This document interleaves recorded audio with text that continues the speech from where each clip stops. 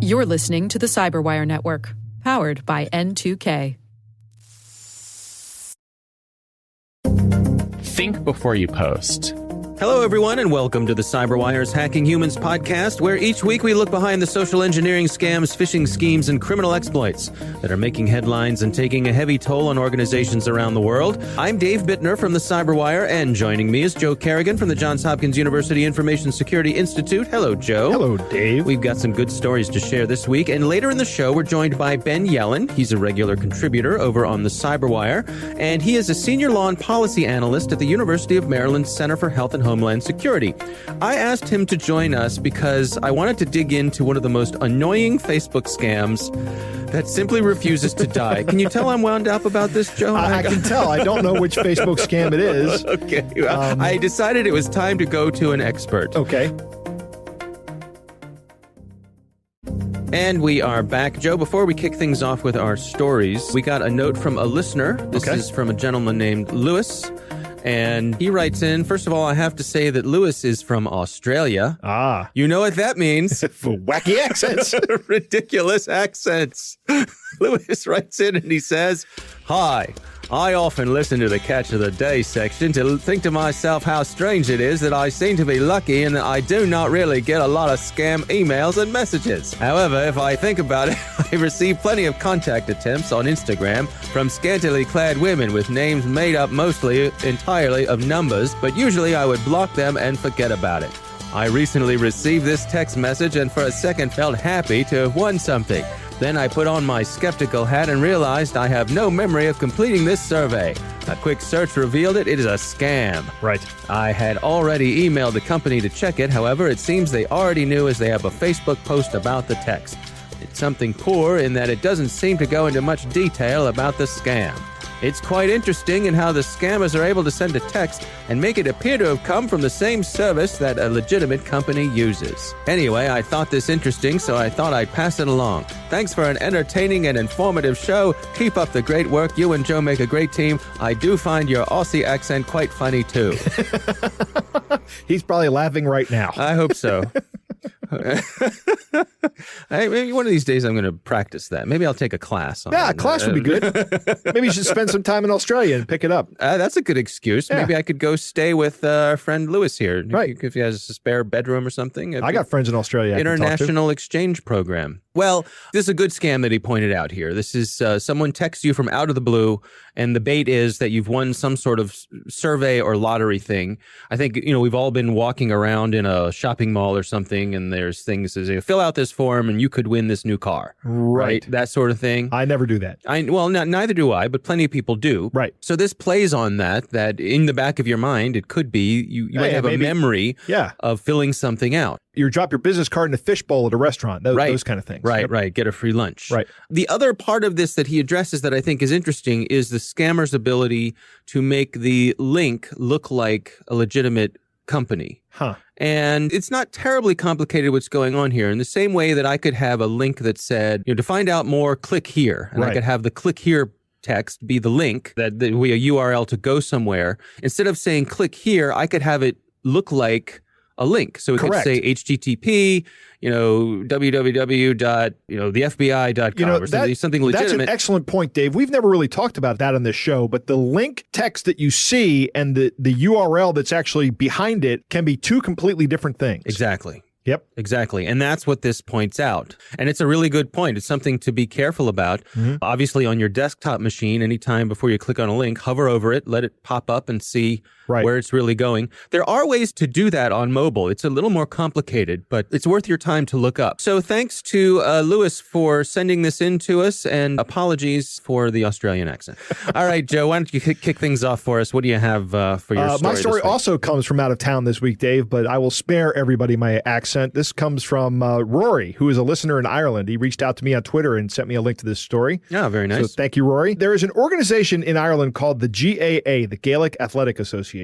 Okay. And they run a number of traditional Irish sports leagues, including the Gaelic Football League. And as you may imagine, tickets for these events are in demand, and the final game happened last weekend. There was a story last week in the Independent of Ireland about a woman from Kildare named Siobhan, and that's not her real name. They just called her Siobhan in the article. Mm-hmm. She reached out to a man on adverts.ie, which is, I guess, like an Irish version of Craigslist, Okay. who said that he had 2 tickets to the championship game of Dublin versus Kerry, and he wanted to sell them at face value. And Siobhan said that she wanted to take her 14-year-old daughter to see the game because her 14-year-old daughter's a fan. They exchanged phone numbers, and this guy claims he's a solicitor, but got a job working for the Gaelic Athletic Association and had spare tickets for the final.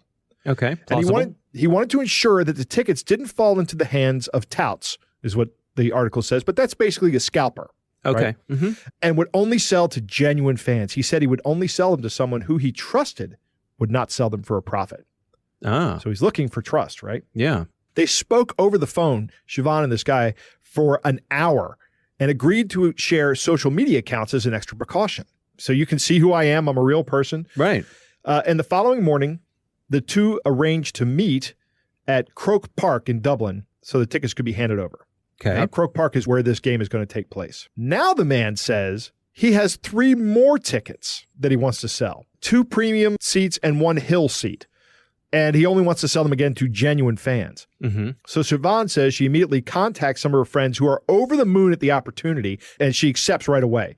The total face value of all these tickets, 420 euros. Talking real money here. Talking real money, right? Yeah. So Siobhan tells the guy that his daughter's very excited, and he says, well, look, here's a picture of where you're going to be sitting on Sunday, right? And it's from the outside of the stadium. And she says, I have no reason to doubt his authenticity. Mm-hmm. So Siobhan goes to Dublin, which is actually not a far trip from where she's from, Kildare. But while she's there, she has 3 kids in tow from her neighbor that she's watching. She meets a guy outside of a James Gill's corner house at 1 p.m., which is just around the block from the stadium. And the guy shows up. He's a very well-dressed man. And he even promises the kids they can have a tour of the stadium afterwards, right? Because, hey, I'm with the GAA. I can get you in there. Right, he works there. Show you around. I mean, there's nothing going on right now. Why not look around?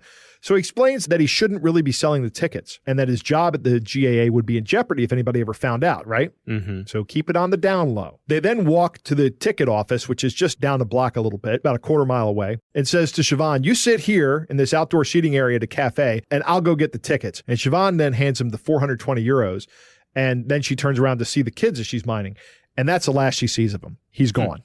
About 25 minutes goes by, and Siobhan realizes, hey, something's up. And she tries to call him. His phone is off. It doesn't work anymore. So she says, I know, the Instagram account. That's gone too, right? He has disappeared. All evidence of his online activity is gone. And she says she's very upset because she could not believe she had fallen victim to such a scam. She contacts the police, and they say they are aware of this guy, and they are definitely going to investigate it. So now Siobhan is out 420 euros, and she has a daughter at home that she now has to break this news to that they're not going to get the tickets. Mm-hmm. Couple things in this story that kind of raise red flags to me. The deal just keeps getting better. It starts out as 2 tickets, then it becomes 2 more tickets and a premium ticket. Right. And then eventually it becomes, hey, I can give you a tour of the place. It just keeps getting better. But each of those things that makes it better also increases the legitimacy of this guy. Right. I can take you for a behind-the-scenes tour. Correct. Yeah. It does increase the legitimacy of this guy. Now, I don't know. If I'm going to buy tickets from somebody, the very first thing I want to see is the tickets. Right. You're not getting money from me until I see the tickets and we sit down at a table. But even then, you're still running the risk of buying counterfeit tickets. Well, and it seems like he set this up so that she gave him the money that he was then going to use to go buy the tickets using his credentials. Right. Is how he framed it. That may have been how he framed it, but he also framed it. He had these tickets because he worked for the GAA. So, hey, I get 2 free tickets because I work there. I don't know. But it's a sad story. It's interesting to me because he completely set up a fake persona online, right? He had a fake telephone number and he had a fake Instagram account, probably pictures of him. Those accounts are gone, but I'll bet Instagram still has the data. Well, it's so brazen. It is brazen. I'm sure there must be security camera footage of him with the as much walking around as they did. I'll bet this guy gets caught. I hope so. Yeah, me too. Yeah, what a scumbag. Yeah. All right. Well, it's certainly a cautionary tale. My story this week is about someone pretending to be someone they're not in order to access people's location data. This is a story comes from the Daily Beast, written by Adam Ronsley and Seamus Hughes, and it's out of Colorado. The Colorado Public Safety Task Force got in touch with some folks at T-Mobile. and they said they had an urgent situation. There was a man who was suicidal, and they needed the location from his phone to save his life. So after T-Mobile hands over the GPS data, this task force gets back in touch with them and says, good news. They found the man in a field outside of an apartment complex. They got to him just in time, and they saved his life. However, the problem turns out there is no Colorado Public Safety Task Force. Right. The Public Safety Task Force was the creation of a bail bondsman named Matthew Marr. The people he was trying to track down were not suicidal. They were bond jumpers. They were bail jumpers he was trying to catch. Right. And he was repeatedly contacting various mobile providers, T-Mobile, Verizon, Sprint, the folks who would have your location data under the guise of this Colorado Public Safety Task Force to get people's location information.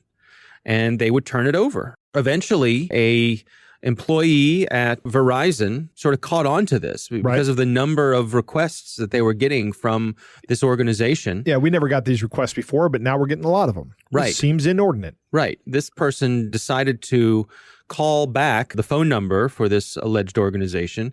And when he called, got Joe's bail bondsman. Right, exactly. And so they contacted the FBI. And really? That high up? That high up. And the FBI followed up, and sure enough, he's been accused of wire fraud. This Mr. Marr has been charged with wire fraud. He will not be a bail bondsman anymore. No, he will not. But it's an interesting little bit of social engineering. It is. That's very creative. It is. Like we always talk about, this time pressure thing. We have someone who is reportedly suicidal. You don't have time to think about this. I need this location information. I've been trying to think about from a user's point of view, for you and me using our phones, right? If we didn't want our location information to be made available, there's really no way to prevent this. I suppose the point could be made that if you or I or someone we love truly were suicidal, we would want our location. We would want law enforcement to be able to come and at least try to talk us out of it, right? Well, maybe. You or me. Well, but if it's someone we love. It would be good. Yeah, if it was someone we love, we definitely want to have that done. Right. I'm not saying the person who's doing that would want to have that done, but yes, you're right. There is definitely a good side to this. Now, here's my question. Is there some legally acceptable route that this bail bondsman could have gone to get this information? Could he have asked for a court order for the information to be released to him so that he can go out and collect the bail jumper? Because this is part of the judicial system, right? Judges have a vested interest in having these guys be brought back in front of the court, right? So maybe they would be willing to issue a subpoena for that or a warrant. Although he's not a police officer, so I don't know that a warrant's the correct thing. Yeah, I don't know a lot about the bail bonds industry. I haven't watched any of those reality shows. No, I don't watch them either. But I do know that they are entitled to go after people who have jumped bail. And I wonder if there's a competitive aspect to this. By doing this, he got very accurate information very quickly, and maybe that gave him a competitive edge over some other people who might be after the same fugitive or something like that. I think he's the only one after the fugitive. Is that right? Because what's happened is he has said, this is my understanding of how this works. He goes to a court with a guy who has a bond hearing, and they set the bond at, say, $100,000. He charges the accused criminal, the alleged criminal, about 10% of that, about $10,000. And then he says to the court, if this guy jumps bail, I will give you $100,000. I see. Right? Or I will make him appear. Right? So now he has a very large financial incentive to have that guy show up on his court date. I see. And if he doesn't show up on his court date, then he can go out and get him. And he has arresting authority, I think, to capture this guy and bring him back in. And then he's not on the hook for $100,000 at that point in time. I see. All right. Well, Joe, it's time to move on to our catch of the day. Our catch of the day came from a user over on Reddit who posted this email that they received. Joe, see if you can figure out what the problem is with this scam email. It says, "Dear beneficiary, I want to let you that we receive another email right now from a young man called Mr. Mark Douglas. He said that you got an accident and died yesterday, that before you died in the hospital, you gave him the power of attorney to inherit your fund worth $10.7 million in our custody, and he said that he is ready to pay for the VAT charge duty so that we can hand over the fund to him. We need a confirmation to this, and if we do not hear from you within a couple of 6 hours, we are going to take the action by handing over him to the fund. Best regard. Joe? You could respond with, my death was definitely a bump in the road, but it could have been much worse. Anyway, I never told my attorney he could have the money before I died. Does me getting the money back require my being alive? Right. How do you respond to a scam email when you're already dead? Right. Now, this is a good one. This is somebody trying to lure you in by making you think that somebody else is trying to scam you out of $10 million that doesn't exist. I suspect this may have gone through some translation layers. Yeah, it's pretty bad. Because, I don't know. How can you expect a response from someone who died yesterday? Yes. All right, well, it's a quick one, but that is this week's Catch of the Day. Coming up next, we've got my conversation from Ben Yelin. He's from the University of Maryland Center for Health and Homeland Security, and we are going to dig into one of the most annoying Facebook scams that simply refuses to die. And we're back. Joe, I recently had the pleasure of speaking with Ben Yelin. He's a regular over on the Cyberwire, and he is a senior law and policy analyst at the University of Maryland Center for Health and Homeland Security. He is also a real live lawyer. And he's going to help me dig into some of the legal issues and details in a Facebook scam that I have to say just annoys the dickens out of me. So here's my conversation with Ben Yelin. So, Ben, thanks for joining us. I wanted to check in with you on this because this seems to be one of those online annoyances that refuses to die and pops up every few months. Just to go back and cover the background of it, any of us who use Facebook or Instagram will see this message come by from one of our friends, and something along the lines of a message that says, I do not give Instagram or any entities associated with Facebook permission to use my pictures, information, messages, or posts, both past and future. With this statement, I give notice to Instagram. It is strictly forbidden to disclose, copy, distribute, or take any other action against me based on this profile or its contents, and so on and so on and so on. You're a lawyer. What's going on here? I'm a lawyer, but I'm also a person who spends time on social media. And I just crack up at how gullible people are. And I'm gullible to a certain extent. But the fact that someone would see a paragraph that's in a bunch of different fonts with exclamation points, 3 exclamation points after the deadline tomorrow that comes in the first words of whatever post it is, something that references a Channel 9 or Channel 13 news report, which is bizarre. I presume there are a lot of Channel 9s and Channel 13s out there. It doesn't really cite which one it is. Right. It also tends to say, deadline tomorrow. Everything that you've ever posted becomes public tomorrow. Yeah, I mean, it's just so silly. First, I started noticing it on the Facebook pages of people who, let's say, might not be as technologically inclined. So some of my friends who might be on the older side of the ledger. And that I understand. They don't have the same sort of cyber hygiene preparedness that we have. Right. Folks who might not be digital natives. Exactly. In the past, I've also seen people I went to law school with, or people who really should know better. To think that by copying and pasting something onto your Facebook profile or your Instagram profile, that you're granting yourself any sort of legal rights is just hilariously preposterous. Not to mention the fact that this scam has been popping up every few months for the past 6 or 7 years. You would think that the people who are posting this would have come into contact with this in the past and would realize that it was a scam. Yeah. I guess I'm just sort of dumbfounded as to how people keep falling for this. Well, I want to dig in with you because you do have the expertise on this sort of thing. So let's just walk through it together. What is going on here in terms of what I agree to when I sign up for something like Facebook, and how a message like this has any influence over that? before you sign up for Facebook, and for most of us, that was probably sometime, longer than 10 years ago. And we probably clicked that we agreed to the terms and conditions in like 2 seconds, but we did agree to them. Even though folks like you who are lawyers tell us to never agree to anything legal without reading it. Yeah, but I want to know what my high school friends are up to now. I don't want to have to wait 10 minutes. Fair enough. So before you can use Facebook, you have to agree to their legal terms and services and their privacy policy. There's a lot contained in those hundreds of pages of privacy policies. Nothing remotely equivalent to what you see in these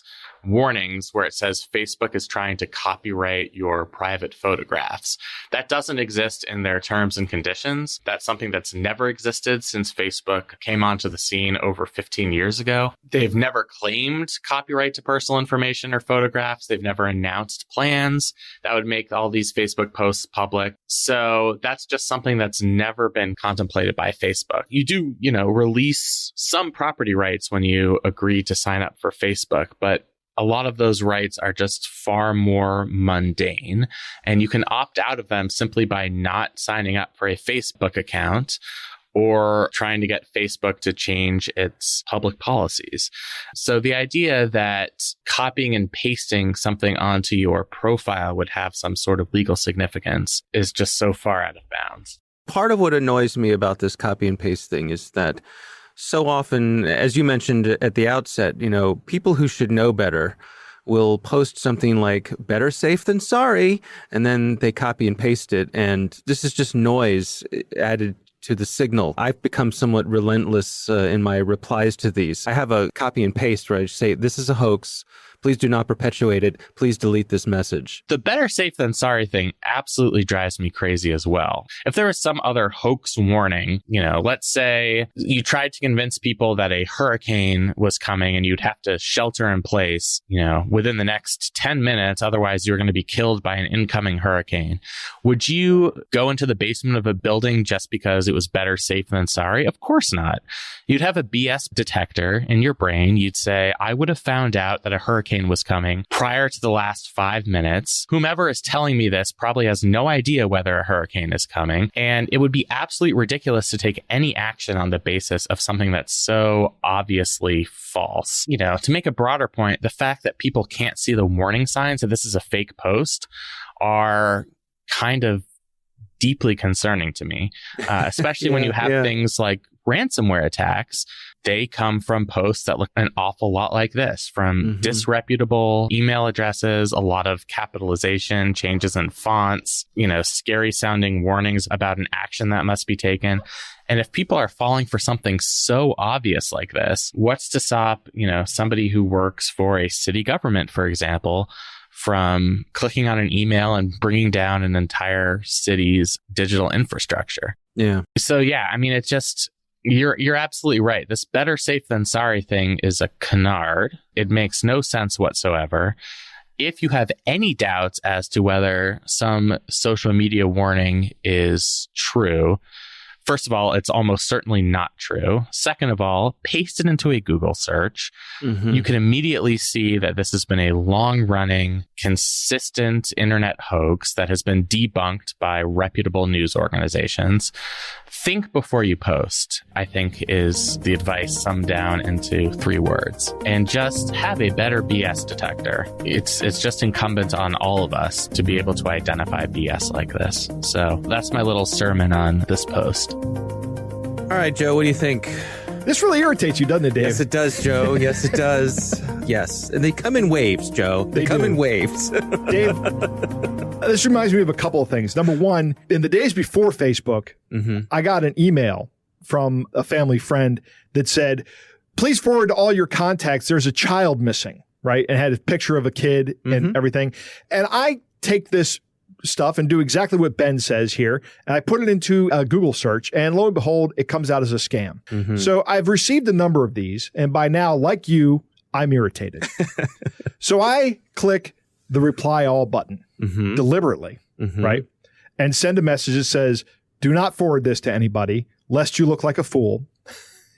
I was a little less eloquent. I was going to say diplomatic of you, Joe. Right. But, a little less diplomatic than I could have been. I actually think I used that term, "lest you look like a fool," and said, this is a scam. It's been going on for years. This child was missing for one day in 1980 and was found, or it was in the 80s this kid was missing. I got a phone call from the person that sent the email out. And this person was very upset with me because I had embarrassed her in front of a bunch of people that she thought were important. And my reply to her was, you sent this out without verifying its authenticity. I did a Google search, which took me 5 seconds to do the search to find out this was a scam.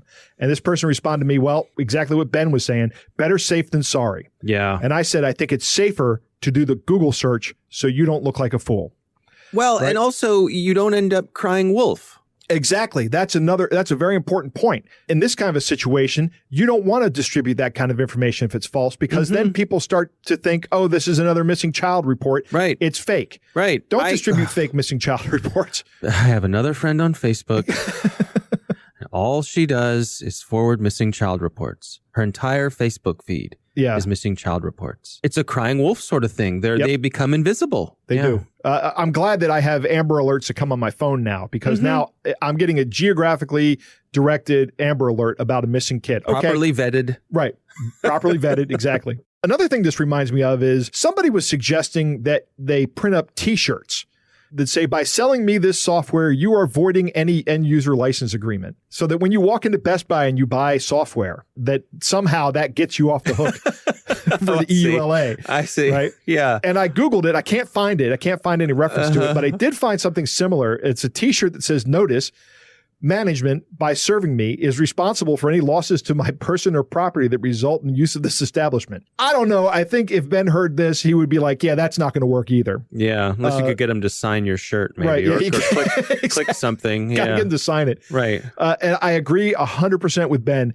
It is incumbent upon all of us to have better BS detectors. Yeah. If we had better BS detectors as people, would we be better off? Because if we had better BS detectors, would we start looking at everything as a scam? Like you and I have said before, I'd rather be scammed every now and then than help somebody, not help somebody who needs it. I think there's a difference, though. As a group. Right. As a group.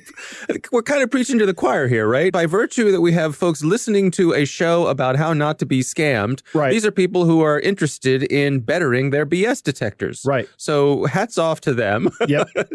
And you know what? Tell everybody you know to listen to this show. Well, all right, sure. Yes, absolutely. Yes, absolutely. But I think the bigger picture is do everything you can to try to help folks who need helping along with this sort of thing, right? Yeah. Just provide them with the tools. Don't just shame them. Educate them. Right. Provide them with the tools to better protect themselves, their families, their loved ones. Maybe send them a DM rather than commenting on the post like Dave Maybe does. not hitting reply all. Yeah. Right. Not hitting reply all. Yes. But Dave, what I'm saying there is I totally relate with your frustration. Okay.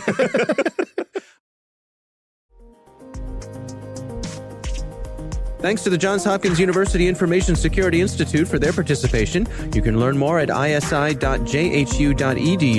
The Hacking Humans podcast is proudly produced in Maryland at the startup studios of Data Tribe, where they're co-building the next generation of cybersecurity teams and technologies. Our coordinating producer is Jennifer Iben. Our editor is John Petrick.